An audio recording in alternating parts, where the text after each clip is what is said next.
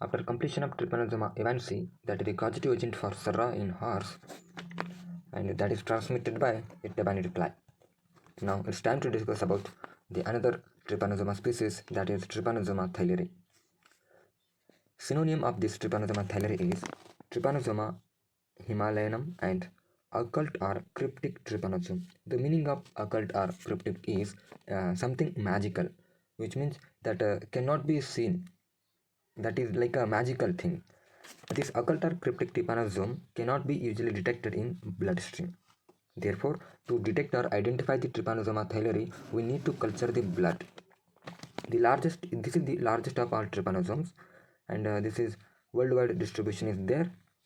Mostly occur in cattle, domestic and wild bovines, and buffaloes.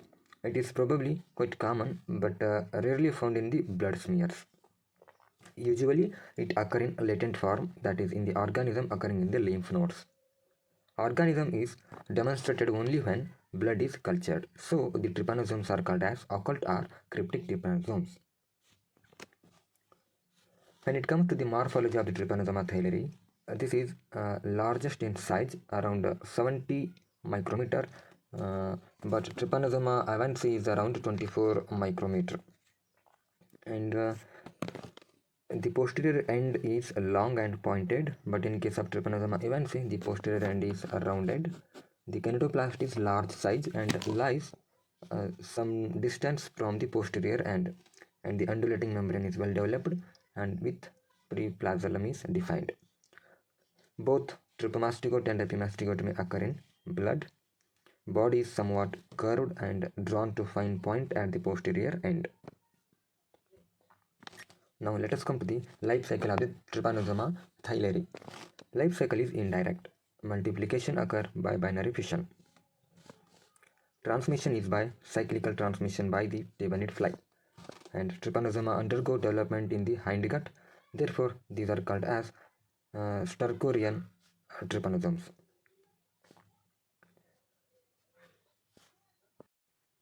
Cattle are infected by contamination of mucous membrane with the fly feces, which containing small metacyclic trypomastigotes.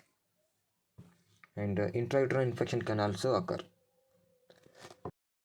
Now, let us come to the pathogenesis of Trypanosoma theileri. They are usually non-pathogenic. Under severe stress conditions and splenectomy, vaccination, especially of rinderpest and parasitemia, these conditions will result in severe symptoms and even leads to death.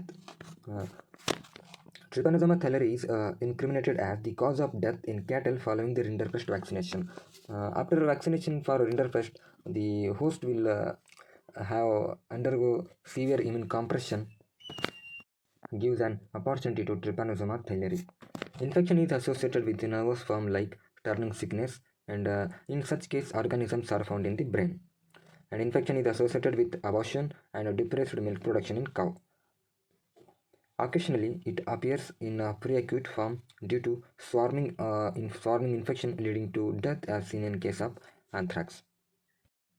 Severe infection in pre-acute condition leads to the death of the affected host.